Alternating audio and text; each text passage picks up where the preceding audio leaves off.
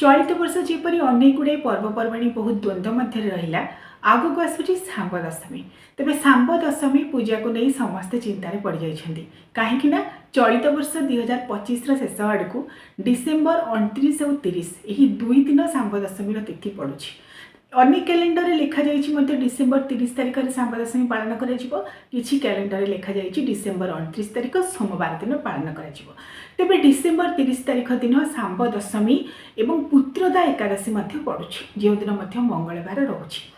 तेबे आसतु जानिबा ए भिडियो रे सांब दशमी आम केउं दिन पालन करिबा, गृहिणी सांब दशमी केउं दिन, सांब दशमी पूजा विधि संपर्क में जानिबा, पुत्रदा एकादशी संपर्क में जानिबा।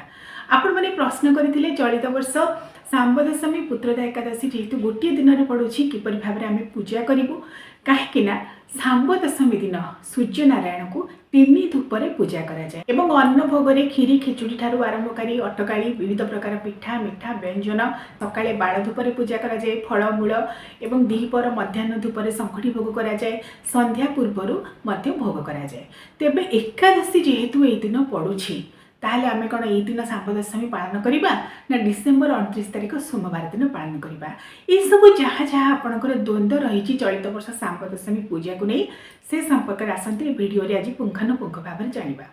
दर्शक बंधु जेपरी भाव में आपण कहली चलित वर्ष 2025 शेष को जो पौष शुक्ल दशमी सांब दशमी जहाँ को आम ग्रामीण भाषा संबर दशमी बोली कही था ताहा केउं दिन पालन करबा प्रथमे जानिबा। कारण डिसेम्बर 29 तारिख सोमवार दिन और डिसेम्बर 30 तारिख मंगलवार दिन यही दुई दिन दशमीर तिथि रहुछि।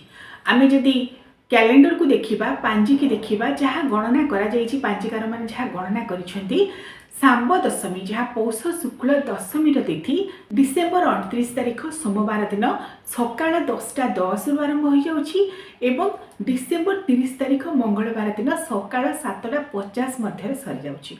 तेणु किछि भाबुछंती डिसेम्बर 29 तारिख रे आमे सांब दशमी पूजा करिवु कारण संध्या पर्यंत तिथिर व्याप्ति रहुछि सकाळ 10:10 पर ठारू संध्या पर्यंत तिथिर व्याप्ति रहुछि। किछि कैलेंडर एथिपाई लिखा जाइछि एही डिसेम्बर 29 सोमवार दिन सोदय त्रिमुहूर्त गृहिणी सांब दशमी पूजा।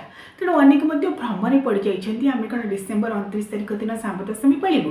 तेबे दर्शक बंधु कौन द्वंद्व मध्य पशिबार नहीं जदिच दुई दिन व्यापी दशमीर तिथि रहुछि डिसेम्बर 29 तारिख सकाळ 10:10 रु आरंभ होउछि एवं डिसेम्बर 30 तारिख मंगलवार दिन सकाळ 7:50 को दशमीर तिथि सरी जाउछि, एकादशीर तिथि आरंभ हो जाउछि।